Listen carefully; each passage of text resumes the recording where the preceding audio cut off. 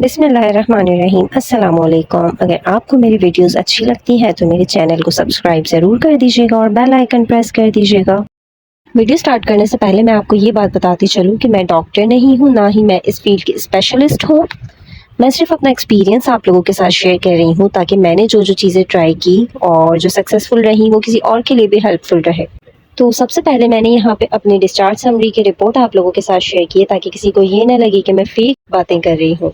ELLSCS means C section. तो मेरी first baby girl जो है वो 21 फ़रवरी 2022 को हुई थी बाय सी सेक्शन। बेबी की पोजीशन ब्रीच थी। डॉक्टर ने ECV भी ट्राई किया बट वो सक्सेसफुल नहीं रहा। बेबी IUGR भी था, इस वजह से ज़्यादा रिस्क नहीं लिया और सी सेक्शन की तरफ आ गए।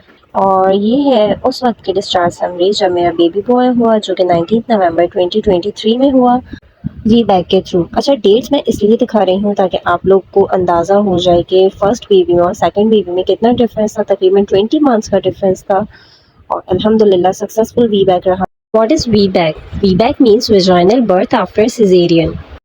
सबसे पहले मैं आप लोगों के साथ अपना एक्सपीरियंस शेयर करूंगी, फिर उसके बाद बताऊंगी कि क्या क्या चीज़ें हेल्पफुल रहती हैं सक्सेसफुल वी बैक के लिए। वी बैक का सिर्फ एक ही रिस्क होता है और वो होता है यूट्राइन रप्चर का, क्योंकि आपका लास्ट सी सेक्शन हुआ होता है। यूट्रस का फट जाना ही एक बहुत बड़ा रिस्क है जो कि माँ और बच्चे दोनों के लिए जानलेवा साबित हो सकता है। लेकिन आपको घबराना नहीं है, डॉक्टर है, कसाई नहीं है। आपकी डॉक्टर ही बेस्ट डिसीजन लेगी आपकी कंडीशन को देखते हुए कि वी बैक ट्राई करना चाहिए या नहीं। जब आपके आसपास के लोग ये वर्ड सुनेंगे ना कि सिजेरियन के बाद नॉर्मल, वो भी इतनी जल्दी इतने कम अरसे में, तो आपको लोग डराएंगे कि नहीं इतना बड़ा रिस्क नहीं लो, आपका पहले ऑलरेडी स्कार है। हमने तो कभी नहीं सुना कि ऑपरेशन के बाद नॉर्मल डिलीवरी भी पॉसिबल है, और वो भी इतने कम गैप में। इतना बड़ा रिस्क नहीं लो, पहला ऑपरेशन हुआ है तो नेक्स्ट भी ऑपरेशन ही करवा। और इस तरह की बहुत सारी डिफरेंट बातें आपको सुनने को मिलेगी। लेकिन आपको क्या करना है, आपको पॉजिटिव रहना है। जो आपकी डॉक्टर बोल रही हैं, अगर आप उस पर भी मुतमईन हो तो फॉलो करो, और अगर आप उस पर मुतमईन नहीं हो तो आपको जो बेहतर लग रहा है वो अपना ओपिनियन भी डॉक्टर को दो। तो डॉक्टर का अच्छा इंतखाब बहुत ज़रूरी। अल्हम्दुलिल्लाह मेरी डॉक्टर की वजह से ही मेरा जो है सक्सेसफुल वी बैक रहा। तो मैंने भी यही बातें जाके अपनी डॉक्टर से की कि डॉक्टर इस तरह के रिस्क है वी बैक में, तो क्या मुझे वी बैक का ट्राई लेना चाहिए? तो उन्होंने कहा आपको बिल्कुल लेना चाहिए। मैं ट्राई करूँगी, मैं ज़बरदस्ती नहीं करूँगी। अगर सारी चीज़ें स्मूथ रहीं तो मैं वी बैक करूँगी, वरना हम सी सेक्शन की तरफ ही जाएंगे। 18 मंथ इनफ है सक्सेसफुल वी बैक के लिए। पहले सिर्फ एक ही दफ़ा सी सेक्शन हुआ है तो वी बैक का ट्राई लें, और अगर एक से ज़्यादा सी सेक्शन हुए तो वी बैक का ट्राई बिल्कुल भी ना लीजिए। At the time of delivery BP और शुगर नॉर्मल होनी चाहिए, और बेबी की पोजीशन जो है वो सफैलिक होनी चाहिए, हेड डाउन हेड फेक, जिस तरह इस पिक्चर में शो किया है। तो स्कार थिकनेस देखी जाती है जो आपकी प्रीवियस सी सेक्शन की होती है, तो ये 8 मंथ में चेक करती हैं डॉक्टर। अगर आपकी स्कार थिकनेस 2.5 या उससे ज़्यादा आ रही है तो आप वी बैक के लिए ट्राई कर सकते हो। अगर 2.5 से कम है तो आपको बिल्कुल रिस्क नहीं लेना है वी बैक का। मेरी स्कार थिकनेस 3.2 आई थी, इसका मतलब मैं वी बैक ट्राई कर सकती थी। फिर आती है सर्विकल डायलेशन। जब 9 मंथ जो है वो आधा कंप्लीट हो जाता है, उसके बाद आपके इंटरनल चेकअप्स स्टार्ट होते हैं जिसमें डॉक्टर आपकी सर्विकल डायलेशन चेक करती हैं।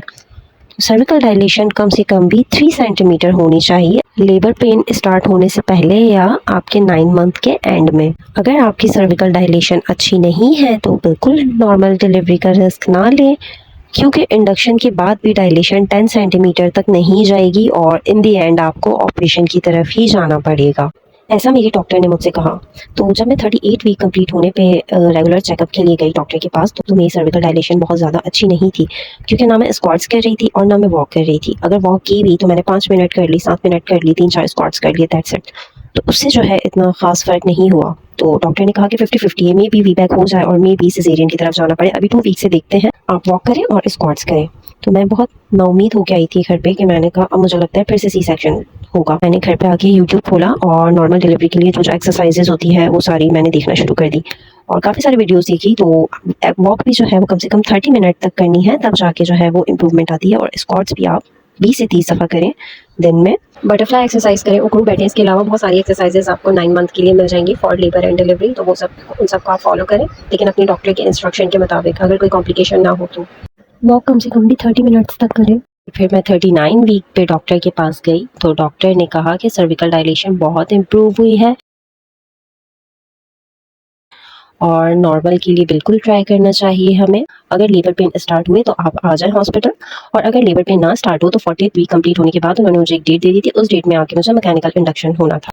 39 वीक के बाद मैं जब घर गई तो उसी रात में मुझे लेबर पेन स्टार्ट हो गए थे, तकरीबन 4 बजे के करीब, 4 साढ़े 4 बजे के करीब। हॉस्पिटल गई, 4 बजे से लेके 12 बजे तक उन्होंने मुझे बिल्कुल कुछ नहीं किया था, सिर्फ सर्विकल डायलेशन का वेट करते रहे और पेन मज़ीद बढ़ने का वेट करते रहे। जब 12 बज गए फिर चेकअप हुआ दोबारा, फिर 1 बजे तक भी उन्होंने कुछ नहीं किया। फिर उसके बाद जो है मैकेनिकल इंडक्शन हुआ, फिर 5 साढ़े 5 के करीब जो है वो अल्हम्दुलिल्लाह डायलेशन इतनी हो गई थी कि नॉर्मल डिलीवरी हो सकती थी और अल्हम्दुलिल्लाह बेबी बॉय डिलीवर हुआ।